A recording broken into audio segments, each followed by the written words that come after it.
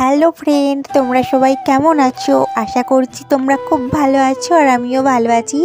আজকে তোমাদেরকে খুব সুন্দর একটা জিনিস দেখাবো। দেখো, এই যে কদবেল, যেটাকে কয়েদ বলে, কয়েদ বা কদবেল, এটা কিন্তু গাছের বেল নয়, যে বেল পাতা দিয়ে পুজো হয় সেই গাছের বেল নয়, এটা আচার বানানোর কদবেল। যারা খেয়েছো তারা জানো এটার টেস্ট অসাধারণ। এই যে দেখো, এতগুলো আমাদের গাছে পড়েছে, মানে আমাদের ঘরের পেছনেই গাছ আছে, সেখানে গাছ থেকে পেকে পড়েছে। এগুলো আমি ফাটিয়ে নিচ্ছি। দেখো, এটা কাঁচা, আমি পাকাগুলো দেখে ফাটিয়ে নিচ্ছি। এটা কিন্তু টক টক টাইপের খেতে, এটা দিয়ে আচার বানানো যায়, খুব খুব সুন্দর আচার। মানে আমরা আম টমেটোর আচারের থেকেও, কুল এর আচারের থেকেও এটা হেভি টেস্ট খেতে। আর আচার বানানোটা সবথেকে সিম্পল। এই যে দেখো, পেকে পুরো কালো পাড়া হয়ে গেছে, ভেতরটা পুরো কালো হয়ে গাছ থেকে পেকেছে, অরিজিনালি যেটা গাছ পাকা বলে। আর এটা খেতে মানে জাস্ট ওয়াও ওয়াও, না খেলে বুঝতেই পারবে না এটা কি ধরনের খেতে। এই যে দেখো, এখনো পেতেই খানিকগুলো রয়েছে, দেখো বাটগুলো দেখে বুঝতে পারছো। এই যে দেখো, আমি পরে কি কি নিলাম। এই যে কাঁচা লঙ্কা নিয়েছি একটা, প্রচুর প্রচুর ঝাল, কাঁচা লঙ্কাটার খুব ঝাল, আমাদের গাছেরই কাঁচা লঙ্কা।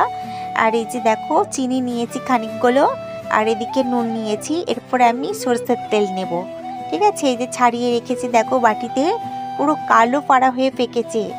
মানে জাস্ট আমি মাখতে মাখতে ইচ্ছে করেছিল আমি খেয়ে নিই, কিন্তু খেলাম না, কারণ মাখানো কমপ্লিট হলে খেলে তো টক লাগবে, সেই জন্য মানে হালকা টক টাইপের।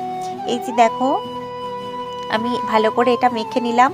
এরপরে তোমার এই যে বাটিটা পরিষ্কার করে নিয়ে নিলাম। এরপরে দেখো, সরষের তেল দিচ্ছি এর মধ্যে, বেশ কিছুটা সরষের তেল দিয়ে দিলাম আচার বানানোর জন্য। এই যে ভালো করে সরষের তেলটা এরপরে মাখিয়ে নেব। তারপরে দেখো, আমি কাঁচা লঙ্কাটাকে মানে ওই নুনের মধ্যে ভালো করে চটকে নেব, কারণ না হলে তো গোটা গোটা রয়ে যাবে। নুনটার মধ্যে দিয়ে ভালো করে কাঁচা লঙ্কাটাকে আমি চটকে নিলাম, পুরো গুঁড়ো গুঁড়ো করে মেখে নিলাম। এরপরে ওটা মাখা হয়ে গেলে আমি ওই কদবেলের মধ্যে মাখিয়ে দেব। তাহলে কি বলো তো, পুরোটা বেশ ঝাল ঝাল, হালকা টক হালকা ঝাল, আর এই চিনিটা দেবো হালকা মিষ্টি, মানে খুব খুব টেস্টি হবে খেতে। আর তোমরা যারা খেতে চাও অবশ্যই আমার বাড়ি চলে আসতে পারো, কারণ প্রচুর প্রচুর রয়েছে আমার কাছে, প্রচুর রয়েছে, প্রায় 50 থেকে 60টা রয়েছে। এই যে দেখো, ভালো করে আমি চিনি মাখিয়ে নিলাম।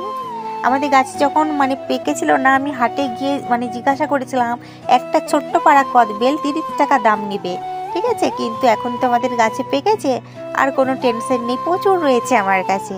এই যে দেখো, আমি ভালো করে চিনি, কাঁচা লঙ্কা, নুন আর একটু সরষের তেল মাখিয়ে নিলাম, ঠিক আছে। ভালো করে মাখিয়ে নিতে তুমি দেখো আস্তে আস্তে কালারটা কি ধরনের চেঞ্জ হচ্ছে, মানে আলাদা রকম কালার চলে আসছে। একই তো কালো, তার উপরে আরো আরো সুন্দর কালার হচ্ছে। দেখো, আমি যত ভালো করে মানে ওটা মাখিয়ে নিচ্ছি, তত খুব খুব খুব সুন্দর কালার চলে আসছে।